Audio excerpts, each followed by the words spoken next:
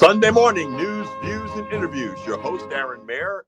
As they say, the magic man on the keyboards, as they say, keeping us lit up. And as they say, and broadcasting, my brother Mike Ryan on it's the engineer emeritus, as they say, engineer professional, engineer superlative.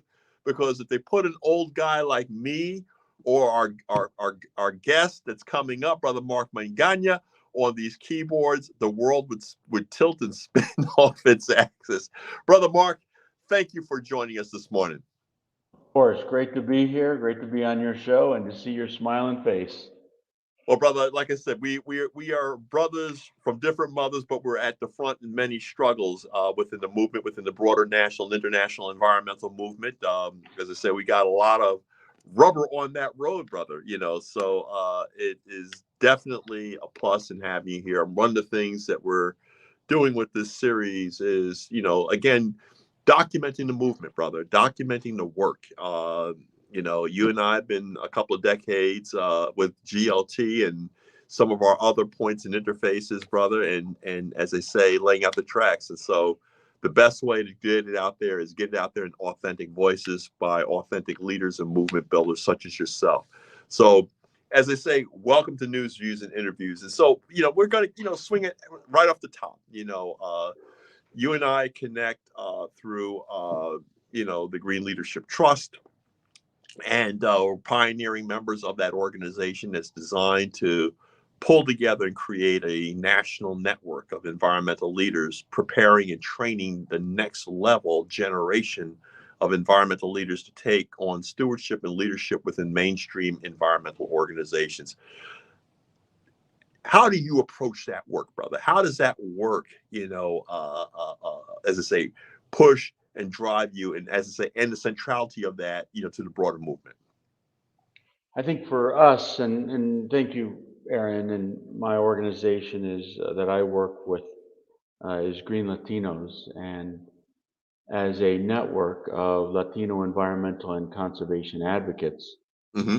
we're trying to figure out how to develop, grow power through our ability to connect our members with each other and help each other, member to Mm-hmm. member help, Mm-hmm. our ability to be the intermediary capacity builder so that Right. members can come to us to link to power, and then our ability to work with our members to advocate and activate together and get those opportunities going. And so when it comes to groups like the Green Leadership Trust Mm-hmm. and their ability to play the inside game, their Mm-hmm. ability to utilize their members who are board members of color in Mm-hmm. the in green organizations, environmental organizations. How do we the what really attracted me was that use of growing the inside power, having more people of color be board members, having more people of color be educated on the power of board members, how to Mm-hmm. utilize it, how to use the budget, how to use our leverage, but then also how to match it with the outside Mm-hmm. power of Green 2.0, the outside power of organizations like mine, to be able to really make considerable change. You just mentioned the term Green 2.0. Why don't you tell us a little bit about what that means and what that is, and how does that relate to the Latino and Hispanic experience when it comes to the environmental movement? What does that speak to? Yeah, well, Green 2.0 came around roughly the same, maybe a little bit later than Green Leadership Trust, but it was the concept that we need data to show, um, to kind of like show whether or not the green groups, the green environmental foundations, are doing what they say when it comes to diversity, when it comes to Right. inclusion. Are they increasing their numbers of people of color at every level, Right. including the senior level and the boards? Are they losing these staffers because they don't have inclusive, welcoming environments? Are they putting where their money where their mouth is? And Mm-hmm. so Green 2.0 was really an effort to do the research, do the Okay. analysis, come up with the data to be able to back them up and sometimes shame Mm-hmm. the, the groups and say, hey, you're doing bad, you're Right. doing about average, and you're doing okay. And Right. say to the bad ones, hey, you got to step it up. This is, you should be ashamed of this, Right. and use that. And then, the board members of those organizations are like, oh, we can't be worst. We can't be bottom. We can't be the bottom 10%. We got to step it up. And so, really Right. using that inside outside game. Well, you mentioned something because this is really about power mapping. Am I correct? I mean, Yeah. this is like where is when it comes to environmental action and lifting up environmental voices in impacted communities. Um, there are organizations that are out there, and then there's volunteers and there's staffs. The question then becomes is how do people get access to that power? How people get the access and largesse of these organizations? And so having data and evidence from entities or work like Green 2.0, it allows folks on, as I say, on the outside, the communities that you represent or connected with, to see not only where the power is that they wield, but more importantly, how you can kind of shape and push them so that some of that power is somewhat distributed that your way. So you get to look at their budgets, you get to look at how much they're raising from foundations, but you're looking at their mission statements too, because a lot of these entities talk about serving frontline communities, but they don't have the staff, they don't look like the communities that they're allegedly serving. And you guys do a lot of work with regards to connecting what they say versus what they do. Am I correct? That's right.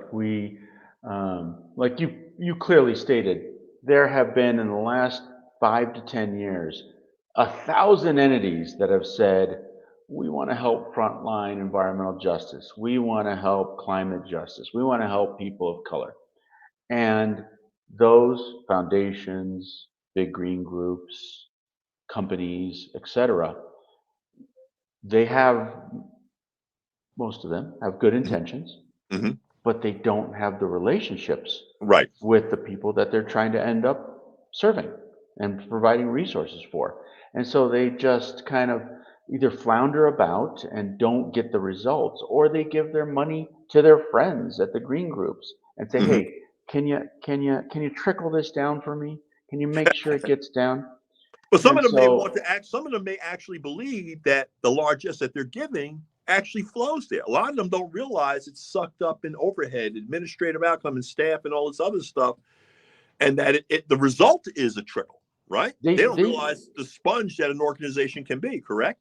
They do believe it. Most of them have great intentions and they really want to do it. And so what my organization strives to do is be that intermediary that links our members to the resources that we know about, that we hear about, that we've built relationships with. And so, in order to make that linkage, we need trust from both sides. We need Mm-hmm. to find the trusted representatives that we work with in the frontline environmental justice world. And we need to find the trusted representatives of the foundations or the green groups or the companies that want to provide those resources. Because in the end of it all, Aaron, it's about trust. You can't, I'm not gonna take money, nor am I gonna suggest my members take money from an organization that is untrustworthy or wants to take over the issue or is heavy-handed. And so to be able to build that trust and build the trusting relationships has been key, and that's the role we want to play as an intermediary, and are playing as an intermediary between our members that desperately need those resources and where those resources are. Tell us a little bit about your journey, because again, a lot of us wonks from the national level. We all got our cuts, and we all bust. As I say, we fought, sharpened our teeth and our chops somewhere. Tell us a little bit about your journey through the Clinton administration to building Green Latinos. Yeah, my journey was a bit different than most that you hear. So I born in Chicago, raised in LA. Um, I was second generation. My grandparents immigrated from Mexico, and really in college, I really learned about kind of Chicano politics and Okay. activism. And it was at there that my eyes opened, and I said, I'd like to go to DC and really check it out. So I went Okay. to DC, and spent 30 years in DC. Worked in the National Latino Civil Rights Organizations, NALEO, and then I worked on the Hill Hmm. and worked for Congressman Jim McDermott, and then I worked in House leadership for Bob Menendez, now Senator Bob Menendez, but at that time House. He was the first Latino ever to get elected to House leadership, and so I was his senior House floor advisor, and really learned the ins and outs of how politics works, negotiations, how and and and then after that job, I went over and did the last 2.5 years at White House Legislative Affairs, Okay. serving under President Clinton.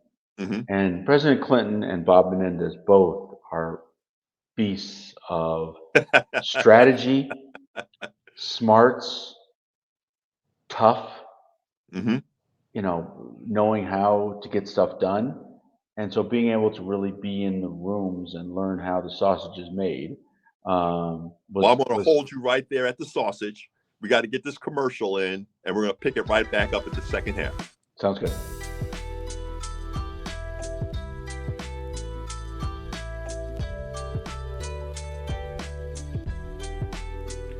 Sunday morning news, views, and interviews. Your host, Aaron Mayer. Our guest today is Brother Mark Magaña of GreenLatinos.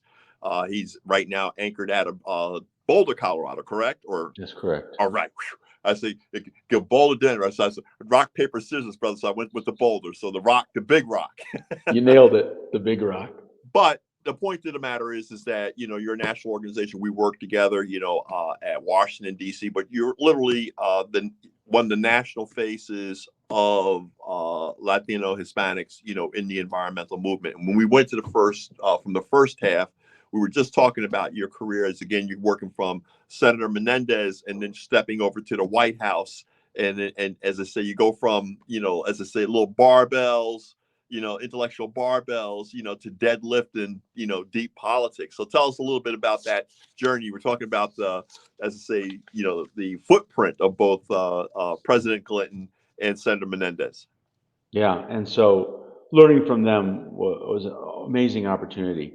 That led me to opening up my own shop as a consultant, as a lobbyist. And one of my clients in 2007 was essentially the environmental groups who said to themselves, "We're trying to pass a cap and trade bill. We're trying to pass ACEs, Ah, okay, Wax, Waxman Markey, and we don't have people of color uh, out there." And so okay. I had not worked on environmental policy work before, Hmm. but I knew the leaders Hmm. that they wanted to attract, and so I started an organization called the National Latino Coalition on Climate Change in 2008.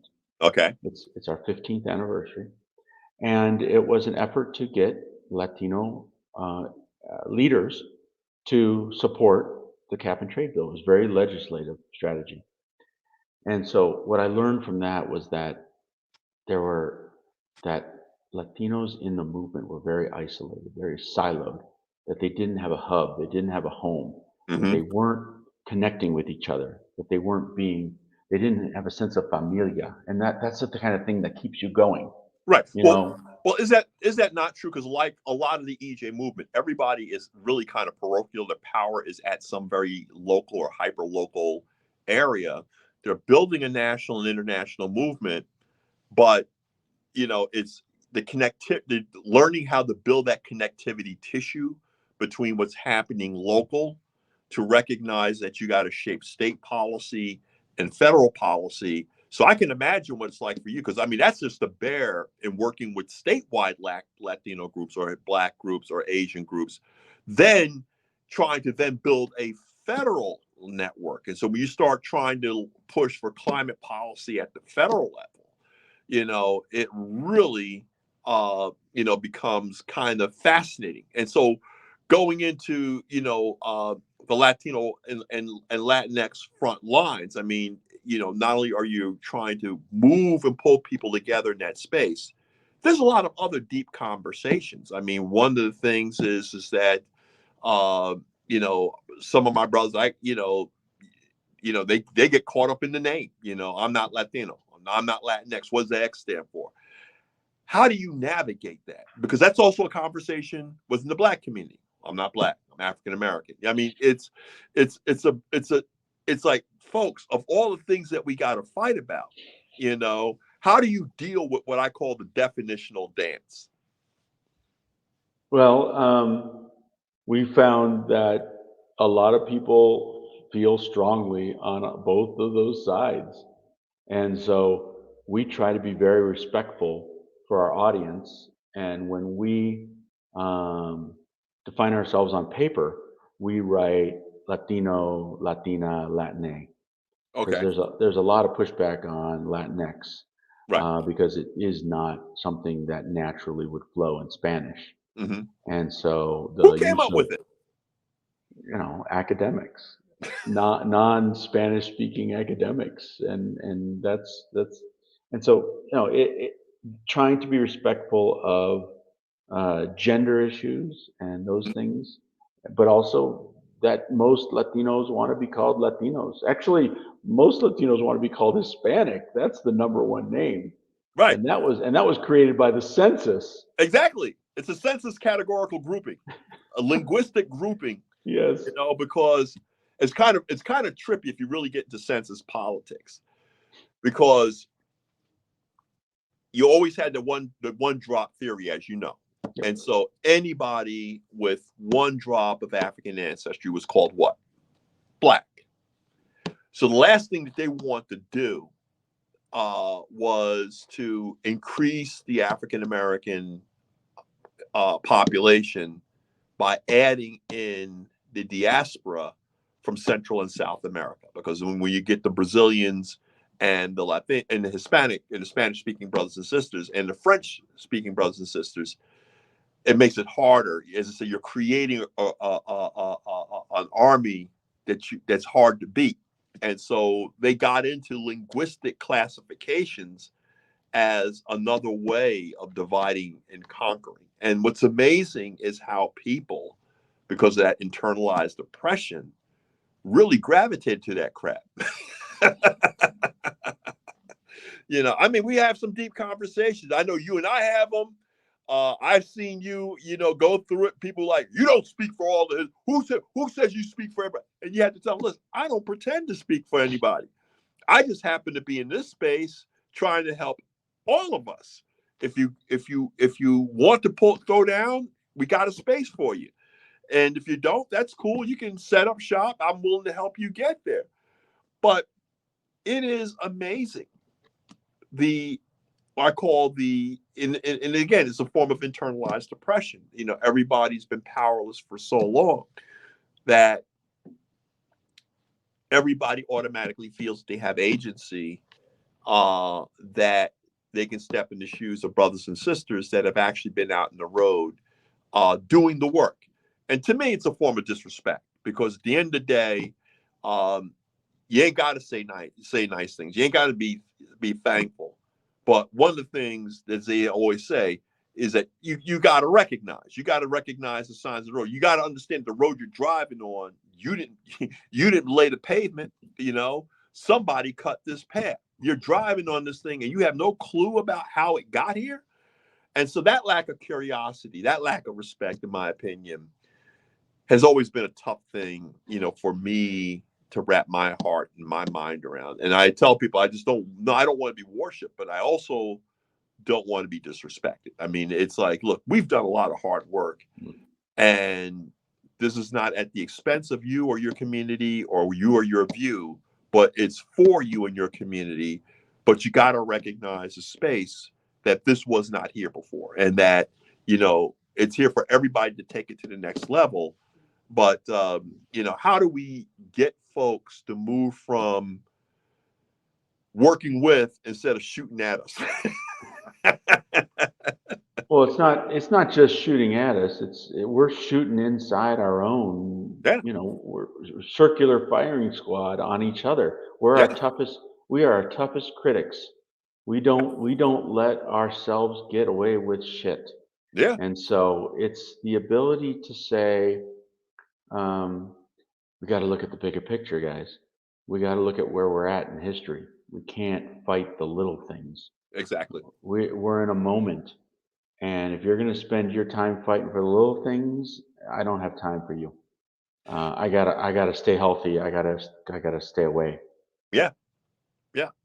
So, what are some of the big projects that right now you guys are working on at Green Latinos? Well, right now we're playing three roles. One is as a convener. We are a convener of a national network of Latino environmental conservation and climate justice leaders. And so our national summit is coming up June 5th through 8th in Okay, San Antonio, Texas. all We're right. going to have a grand old time. First time we're getting together, Aaron, since 2019. And so post pandemic, we got to get those shakes out and get going again.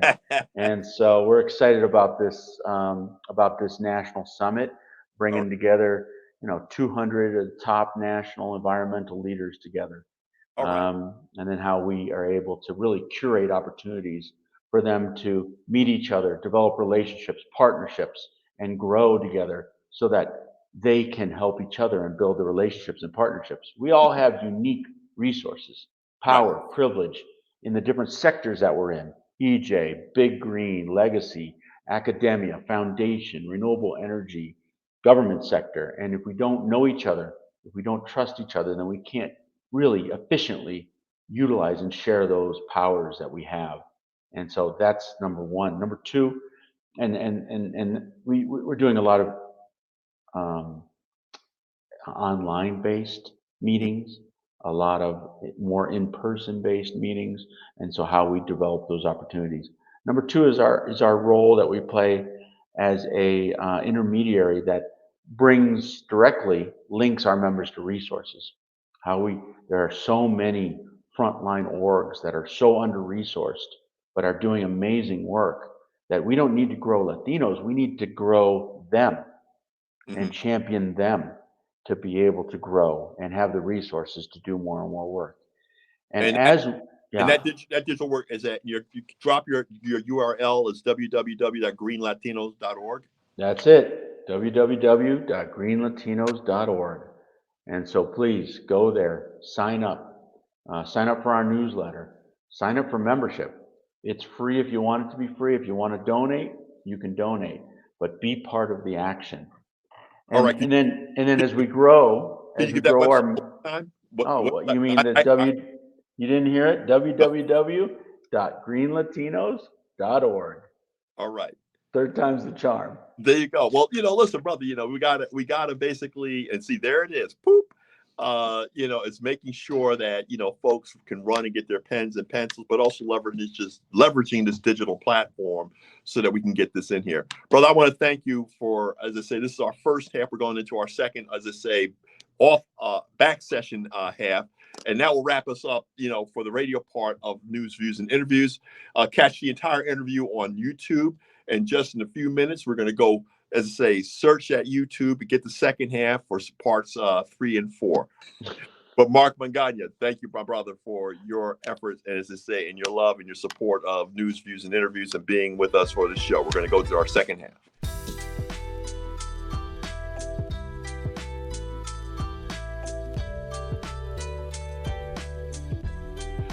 Sunday morning news, views, and interviews. Your host, Aaron Mayer. Now we're dealing with the back half of our segment. And again, we still have with us our wonderful guest, Mark Magaña of Green Latinos. And, again, we were talking about the journey. We're talking about the evolution of the movement, but the work within the movement, the struggles and the conversations, the tough conversations, the tough pieces and pieces of, as I say, movement building, work building.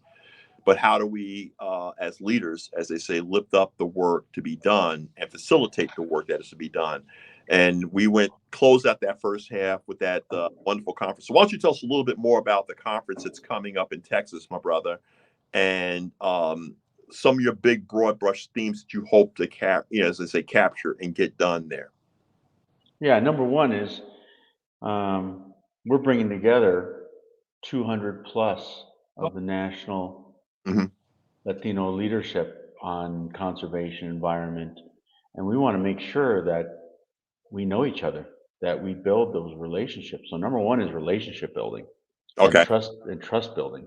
If we can't work with each other, if we can't build those resources together, then how can we work outside of each other and be able to build?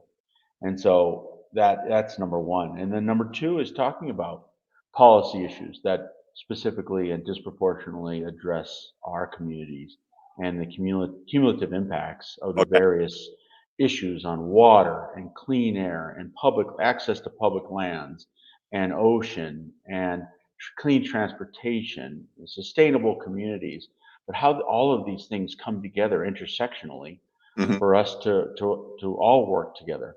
And then how do we build an agenda for the 2024 and beyond that Hmm. really can be addressed well? We had the passage of some major bills, but there was a lot of negative pieces in those bills. And so Hmm. how do we stop? How do we stop the drilling on public lands? How do we keep it in the ground?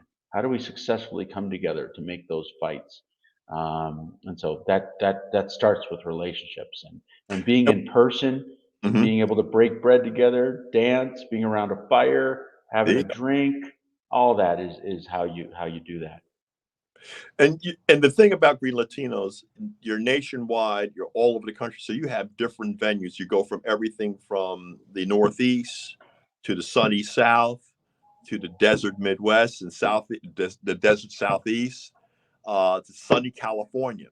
And you basically have frontline communities in all the threats and the whole range of climate risks that are hitting the nation right now. You have it, as I say, the atmospheric oceans that are pummeling California, the storms that are hitting the Midwest, the Northeast with the cold snaps. And the thing is, a lot of frontline Latino communities are part of the workforce. I mean, whether it's the growers, the pickers, or if they're down in Louisiana along the Gulf Coast, they are the ones out there in the fishing boats, the trawlers.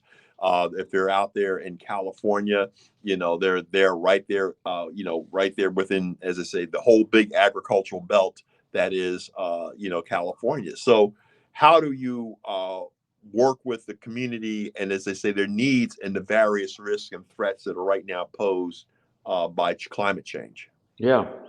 When we would do our surveys, 10 years ago, when we would start to do our surveys of Latinos across the country, um, we always, and other people back this up with their surveys, that Latino community 5-10% higher than the rest of the communities would believe that in climate change, when there was even a question, and there shouldn't be, and there shouldn't have been then, the existence of climate change. And then, what the question was, why do you believe in climate change? Is because I'm living in it, Hmm. because I am burning up in the fields, because I am flooding, because I've got fires in my backyard, because I've got hurricanes.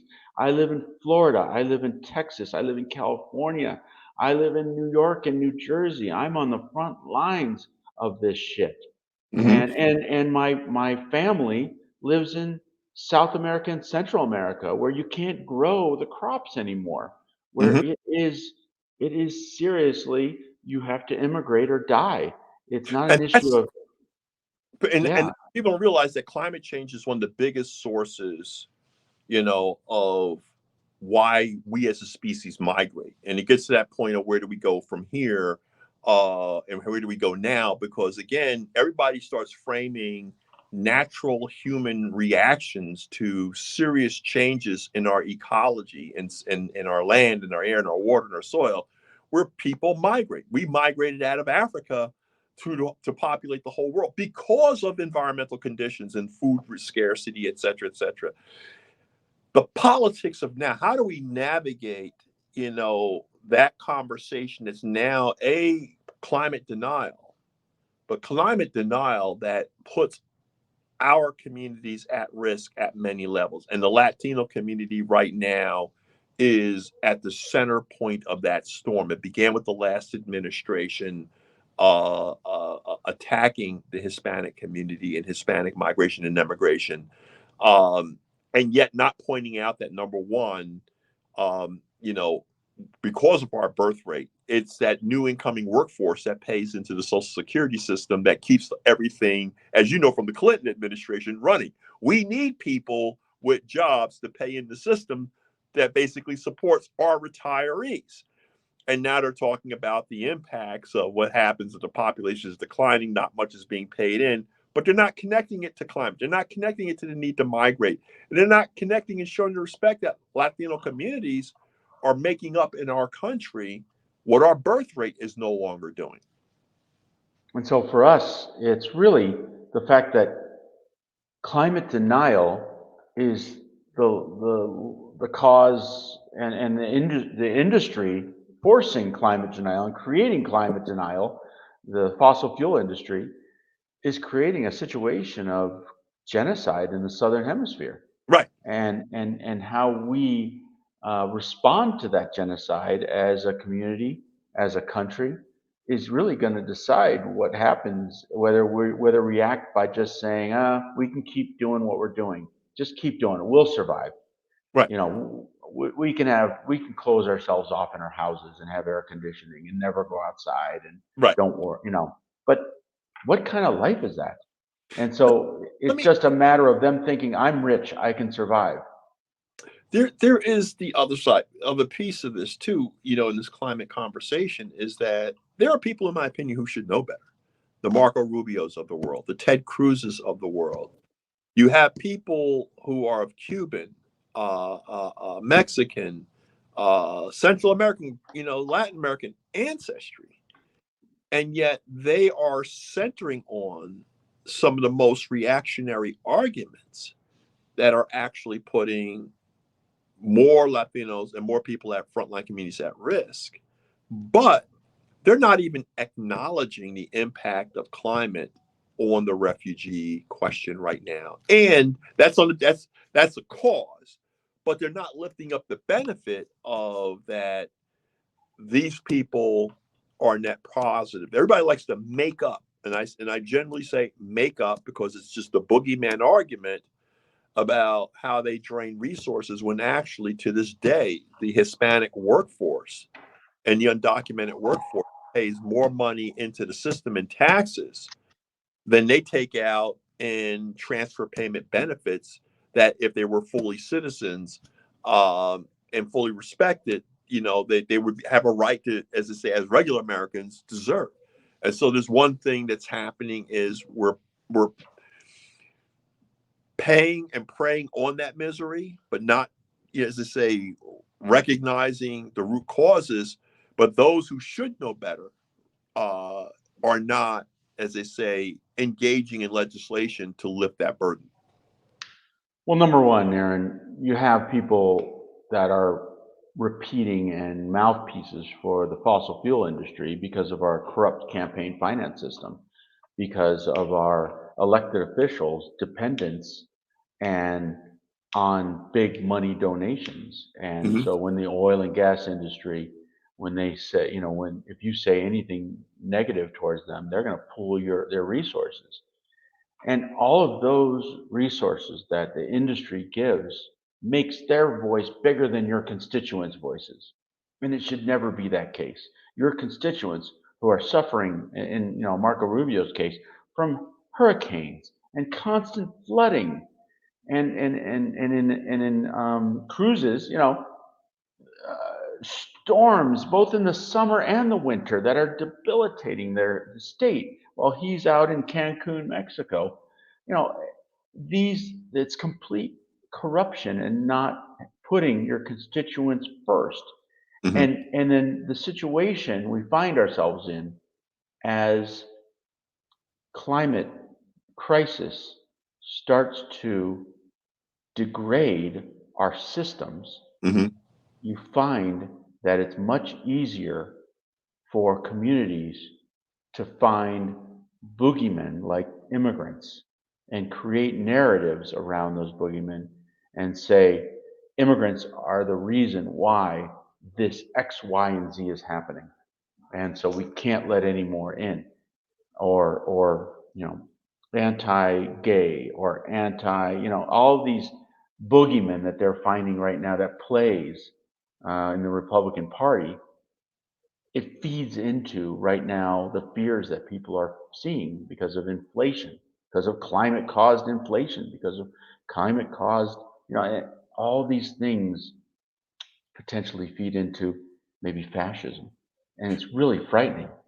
Well, hold that thought. We got to get that another commercial in, and we're going to pick up again. Where do we go from here?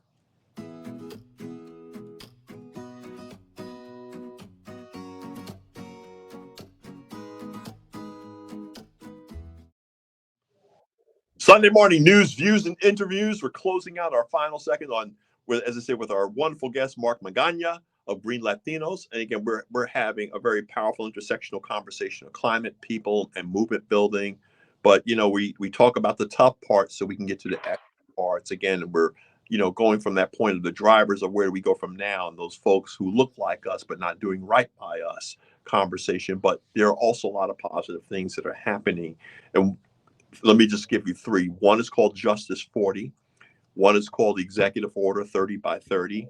And the other is called the Inflation Reduction Act. And Brother Mark, they're putting billions with a B. Billions with a B. We would have been happy with millions with an M. For the first time, the EJ movement and grassroots movements and climate movements and frontline communities are absolutely facing frontline investments in the billions. Your thought on this moment right now and how we need to rise to meet it? Well, one of the projects that I've been working on is pulling together a coalition of Latino organizations to work on Justice 40. We call it Colaborativo 40. Mm-hmm. And really, the effort is to make sure that our community is ready to take advantage, to be able to be the recipient of these funds, to be able to represent the community versus other people taking the money and have it trickle down to our community. Unfortunately, most of our organizations aren't necessarily ready for Justice 40 for federal funding. That's the point. In fact, we've been cut off. We've been left in the desert for 30 years. Yep. And all of a sudden, here's this big water geyser. How do you leverage your skill again as the White House maven, going from, Clinton and Menendez? How do you bring that power and that brain trust to now to try to get folks to catch up and, as they say, and run 100-yard dash like they're the $6 million man? No, we are already behind by a lot. So it's a matter of educating. What is Justice 40? What are the opportunities out there? Technical assistance. What do you need to be ready? And who's providing the technical assistance to help your organization, your community be ready to take it? Opportunities. Who is who already has announced Justice 40 grants? Mm-hmm. What are the ones coming up? When are the deadlines? What partners do you need? How does it work? And then being able to use the collaborative to matchmake. All right, if for this grant, you need an EJ group, you need a labor group, you need a government entity, and a university entity. All right, let's put it together. Let's serve our community by us, for us, instead of having the people who are ready that don't look like us, that haven't been in the fox holes with us, taking the money and saying that they're serving us. So it really is a matter of coming together right now and doing that education, the technical training, making sure we're ready, getting the opportunities out there, and then building the collaboratives to win. Now, is that one of the things that you're going to be working on at your upcoming retreat? Yes, we're going to make sure that our members are educated about these opportunities. It would be shocking, and Aaron, I know you said billions with a B, and I'll say it again, tens of hundreds of billions with a B, Mm-hmm. but it's not known. Exactly. And so if you don't know about it, and if you're not ready, then it's going to pass you by in a blink of an eye. And that's what a lot of our communities don't get and understand, is that a lot of the politics that come out of Washington is not only deceptive, but it's distracting, because it's deceptive in the lies that they're telling their base population, which is the majority. And it's deceptive in the sense that a lot of our folks, hearing that the money is available, thinking they got time to apply for it. And they don't realize that the current administration only has 2 years.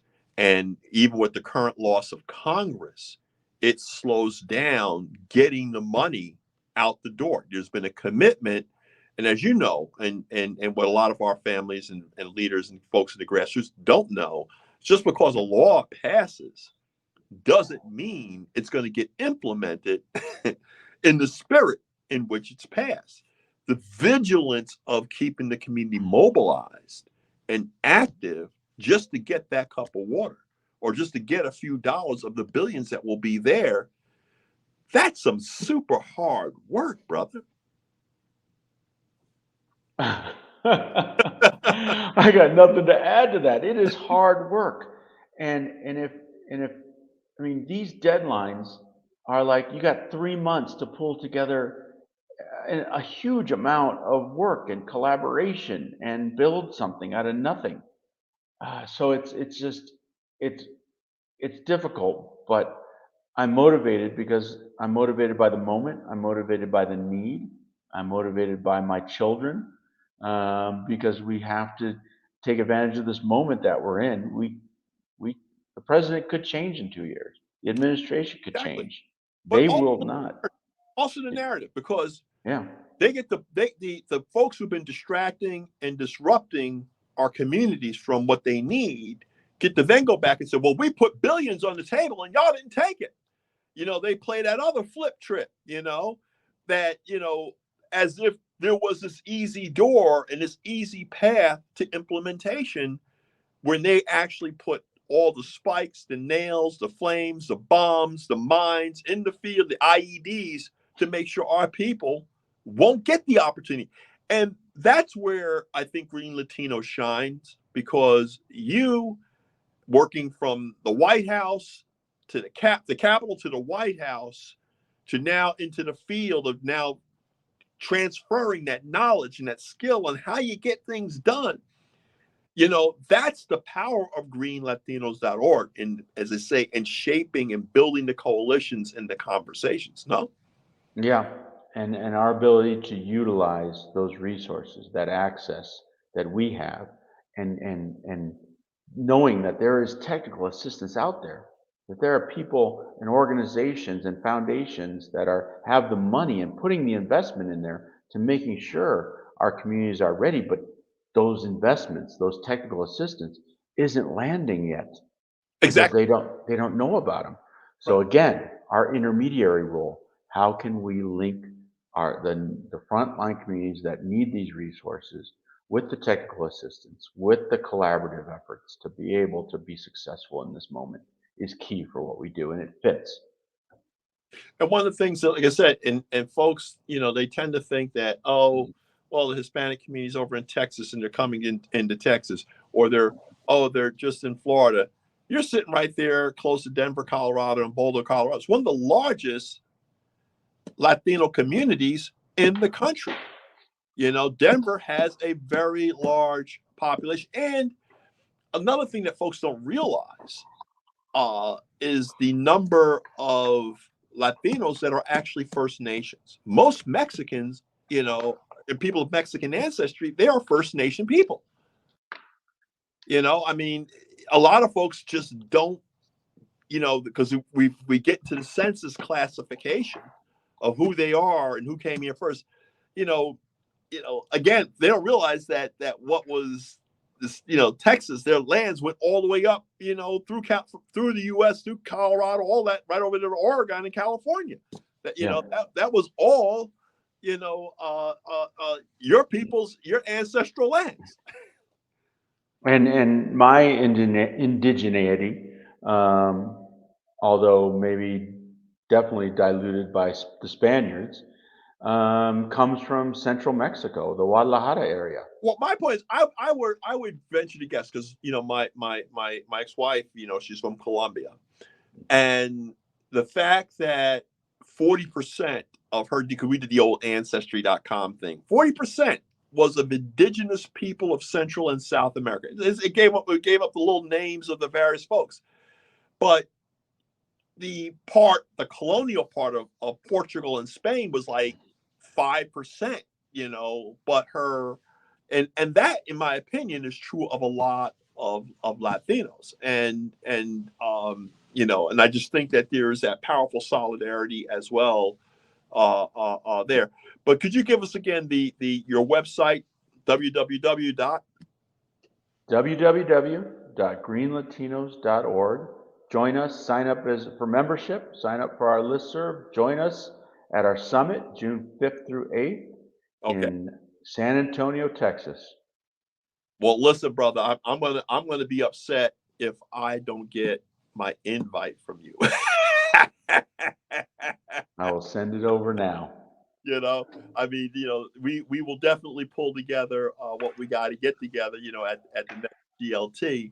But again, I want to thank you for taking time out of your busy schedule, brother, to get the knowledge out there, learn about the beautiful diversity that is the national and international environmental justice movement, but also to know that we have leaders like yourself, my brother, that are lifting up the underserved and the disempowered voices of our Latino community, both domestically and internationally. Brother Mark Magaña, thank you, my brother, for taking time out of your busy Sunday morning.